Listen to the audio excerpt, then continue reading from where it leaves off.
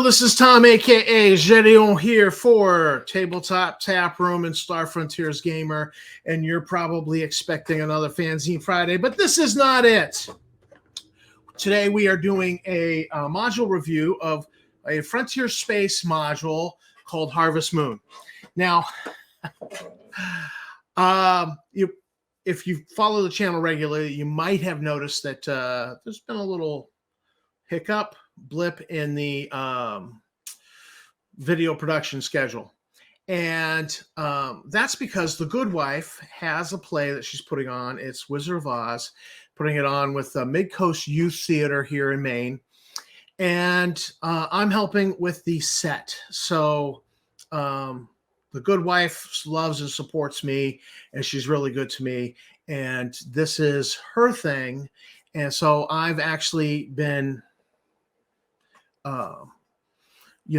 doing a lot of things to support her with her thing. So for 2 weeks here, we're going to have a little hiccup at the tap room. That's okay, and we'll get back to it after the fact. But, I wanted to get in a quick product review.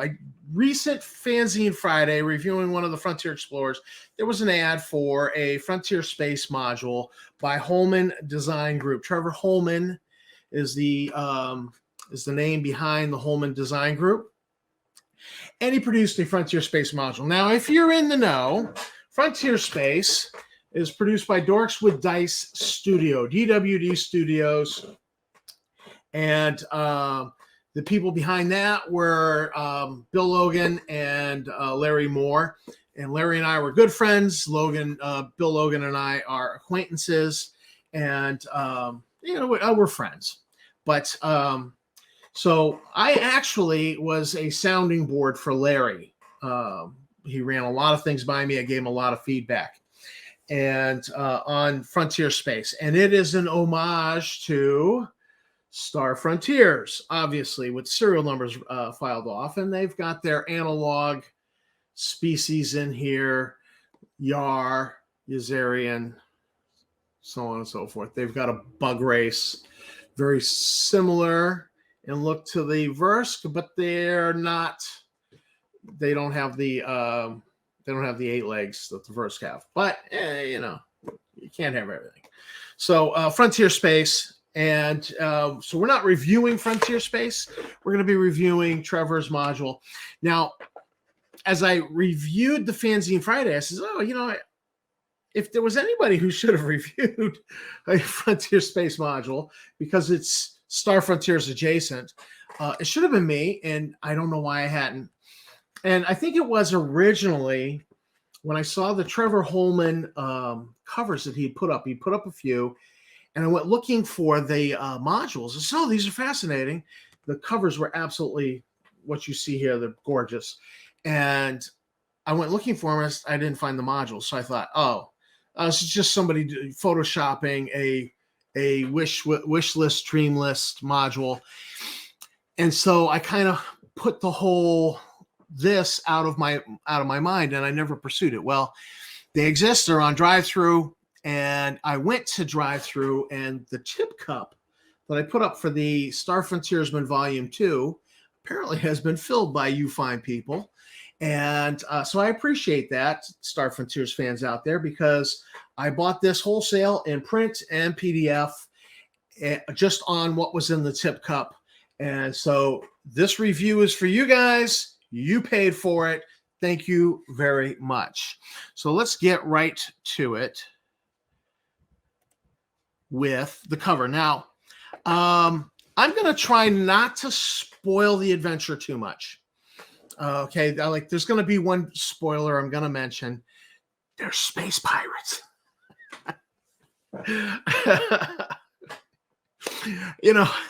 But I'm not going to tell you really what's going on. But I will review this adventure and maybe give you enough information to decide, hey, I think I want to go by drive-through and download that adventure. You can get it. You can get it in hard copy and PDF. The follow-up, the sequel module, only comes in PDF. I was a little disappointed by that, but you take what you can get. So Frontier Space. I love the art direction. on these covers. This image here is not very dramatic. It's not like, say, Mission to Alcazar, which has got the explorer coming up over a rise and then landing on its front wheels, and you can see the Azarian in the roof hatch with a big gun, and you can see the faces of the driver and the person riding shotgun in it. Classic Larry Elmore artworks, absolutely gorgeous. It's not that, okay? But by the same token, there are a lot of Star Frontiers art covers that are not, that are just kind of give you a little bit of setting like this. And this blows the doors off of any of those, you know, Bugs in the System, Dramune Run. This really, this image really draws you in to this place and makes you interested in it. And I absolutely love it. The art direction is good here. Now, my big criticism, now there's a little bit of a disconnect between the covers. The back, the front is this gray, almost metallic steel blue theme, and then the back is more yellow. So it's but honestly, I love the back cover too. This image of this spacesuited guy staring off into the distance. You don't know what he's looking at, but it's like you feel like you're there with him. And so I really love the back cover. I love the art direction here. I just wish that maybe the back on the front cover had the same color scheme, more of a unified whole, but that's a small nitpick. The layout of the book is, there's not a lot of internal art. Now there's some, and I'm going to show you some here, but as I looked at this book here, and you see this page, I really felt like I was looking back at me, the yearbook editor in college, who had taken some journalism credits, going to seminars put on by the publishing companies, yearbook publishing companies. And the layout that I see in here really reminds me of what I learned back in the early 90s. It's that clean magazine style of layout, modified, adapted to the PDF style that we get, where you're just looking at one page and not a two-page layout. But it very much is that. And so you see this banner up here. It's black and white, but it is a space scene. And, they've put in section 4 and then the title of this chapter in the book. This really makes up for the fact that the book is light on artwork. There are 14 maps and diagrams throughout the book. I'll show you a couple in a minute. But so, you've got the maps and the diagrams. You've got these little banners that they put at the beginning of each chapter, really fulfill the function of illustrations in that they break up the page, they relieve eye strain. So the layout is really smart and really slick. The layout actually makes up for the fact that there's a lack of illustrations. Now, there's not a total lack. You see here, this is the best illustration in the whole module, and I love this. It's a full page illustration, and it's absolutely fabulous. A lot of drama and action happening here, and I just think this is gorgeous. Now, this is the best. And here is another full page illustration. This one's a little rougher. It's not the same level as the previous, but it's all right. This illustration's in the book here. Now, this illustration is one of the Frontier Space races. So this is new artwork that is picking up that setting that's in Frontier Space. And these are what some of the maps look like. Now, if you are a Star Frontiers fan, take a look at that ship. They show you an external view of that ship. And what does that look like? That screams Assault Scout to me. However, this deck plan very obviously is a traveler style deck plan, horizontal decks instead of the no artificial gravity and simulated gravity through thrust. So you'd have the vertical decks. This is not a bad deck plan for being a traveler style. I look at this and say, you know what? If I'm looking for a traveler style deck plan of the Assault Scout, this is my go-to right here. And they call this a fast Corvette, which is appropriate because in Star Frontiers, the Assault Scout is literally one hull size smaller than the Corvette class. So this works for me. I really think this is a nice, clean deck plan. Very much you would use this as more theater of the mind. It's not highly detailed and gridded out, but still, it's not bad. This is another deck plan from the module. Now let's talk about what I see in the module. There is not a lot of rules crunch in here that would trip you up if you don't have Frontier Space. The Frontier Space rules, if you were not familiar with Frontier Space rules. There is some that's in there. In fact, there was one paragraph where it was talking about awarding EXP, and it referenced a specific page in one of the Frontier Space rule books.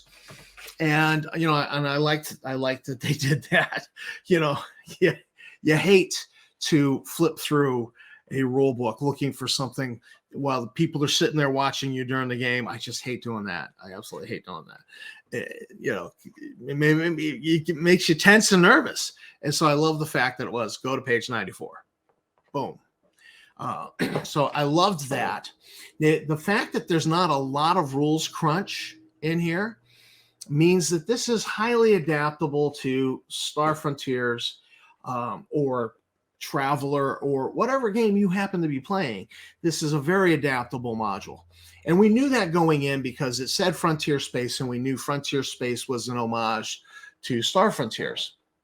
So it's actually, if we go back to the PDF I threw together, and so look at this armory list from the module. This is from one of the later sections in the module. This is the armory inventory. This, if you handed this to a Star Frontiers player, they would recognize this. All of this is straight off the Star Frontiers equipment list. This translates very well, other than the shotgun, but people have introduced shotguns in the magazine, so you could find stats for using a shotgun here. But everything here very familiar to a Star Frontiers player, and that makes this module very easy to use if you're doing Star Frontiers. Now let's talk about the adventure. It hits all of the classic points in a sci-fi adventure. You've got a mystery and exploration. You've got a team of people sent to a outpost, and there's problems there, and they have to overcome those problems, and they're kind of cut off. So you've got that, the resource management, and in fact, there is a lot of resource management in this, like that armory list I just showed you. But there's other places where it's a new outpost, they haven't unpacked all the scientific equipment, but if the players search the crates, they'll find 12 EU packs. EU packs are Star Frontiers SEU packs, SEU power clips. So, there is a lot of resource management because you've got that mystery in a sci-fi setting that's kind of cool. The setting is a harvest moon. It's a moon with a very thin atmosphere. You've got those harvesters that are collecting a rare gas out of that very thin atmosphere. And so that's why this outpost has been set up there. And so as the players get through this and they start figuring out what's going on with this outpost, you have a heavy that shows up. The space pirates I alluded to are the heavy. They chase off the ship the players came in, which effectively cuts them off. It's a little bit of a railroad, but it's not uncommon in sci-fi modules where they, for the sake of the adventure, they don't want all the wonders of modern sci-fi society available to the players, because you just fix things almost instantly. that way. So there's a lot of railroading that does go on in sci-fi modules to cut the players off. I mean, Crash on Volturnus, classic of the Volturnus campaign in Star Frontiers. Cut the players off, throw them in a resource management situation where they're desperate and they've got to be careful. All right, I'm not going to use the powered shock gloves because we only have so much power. I'm going to use the machete as a weapon, that sort of thing. So you do have the pirates there. So you have mystery, investigation, skill checks, and trying to repair what's gone wrong at this outpost. You've got a heavy showing up combat situation that's not going to be easily negotiated out because they're pirates and they're here to steal, and they outgun, they outnumber the player characters. The player characters have an Alamo situation that they need to set up to try to deal with the bad guys. And then there's finally a investigation at the very end that the players don't actually have to go to that last encounter, but it's the culmination of the mystery. They can fulfill the requirements of their mission without doing it. But if they do, there's yet one more investigation mystery, and I really don't want to spoil it, that's tied into the whole thing. So this module hits a lot of those points. It's very varied. Like I said, there's 14 maps and diagrams. Now, Holman Design Group put this page at the back of the module. And you see here that we have 13 modules that they're advertising. Watch for these coming releases. Now, I was just on drive-through, and I can only find 3 of these. And then I checked the date that this module was published, and it was 2019. So since 2019 to now, 4 years, they've only published 3 of these. So I don't know where they're at. I should probably try to run down this Trevor Holman and find out where he's going with this.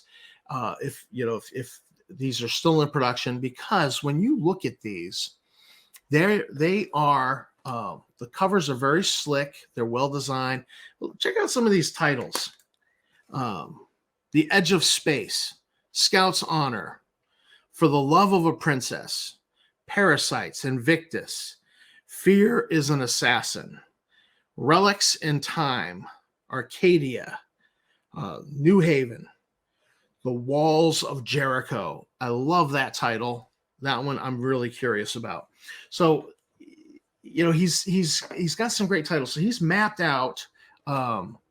He's mapped out a whole, like, about 13 modules, and I know that he's done some substantial work because, let me read this conclusion to you from the end of his first module.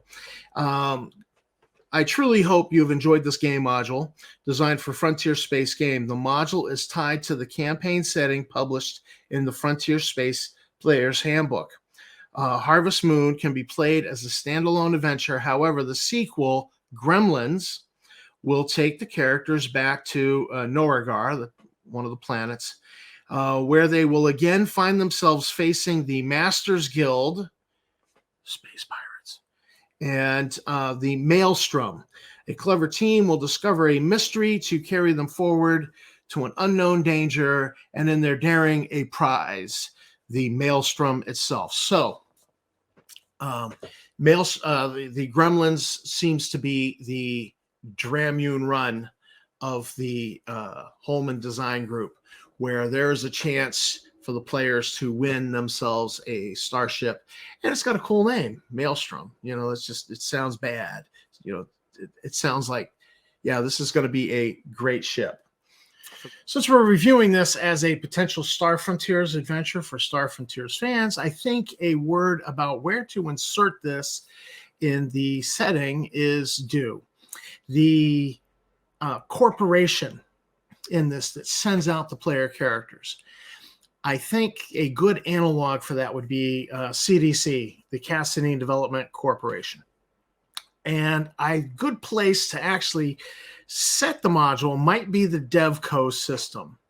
And I say that in light of material that is written, that is slated for the very next Star Frontiersman Volume 2, that will be issue 27. So if you're watching this video, you might want to look up the Star Frontiersman Volume 2, issue 27, which is a little late, but is in going in layout right now. And because there's a whole section on DevCo. A fan had developed a lot of material on DevCo, and we took that and we expanded upon that for this particular issue. And I really think DevCo would be the place to set it on one of the moons further out away from the planet Cass. And that would, I think that would work. The fact that there are pirates here in the module, and there are pirates in this region of space due to the proximity of the planet Outer Reach, which is a pirate haven. It's almost ideal to use the DevCo system for this adventure. So that's where I would place it in my Star Frontiers setting. So how would I rate this module? This module is a solid B+ to A-. It hits a lot of sci-fi adventure notes that you like to see in sci-fi. It's well laid out, well written. I love the layout. I think the layout really shines and makes up for the fact that there's not a lot of artwork, but there's so many maps, there's so many diagrams. The layout itself is really smart, that it minimizes the deficit of a lack of artwork. And the cover's gorgeous. I mean, it's like I want to go check out this place, this Harvest Moon, with these hovering gas collectors that are harvesting that rare gas out of the very thin atmosphere. So it's I think it's a solid module. So again, I want to thank my viewers, my subscribers. I want to thank the fans of Star Frontiers and the Star Frontiersman Volume 2 who've been putting a little money in the tip cup on drive-through, because you just paid for this, and let me do the review. And I really liked having the hard copy in my hands to sit in bed with a light on and just flip through this and read it and digest what's in here.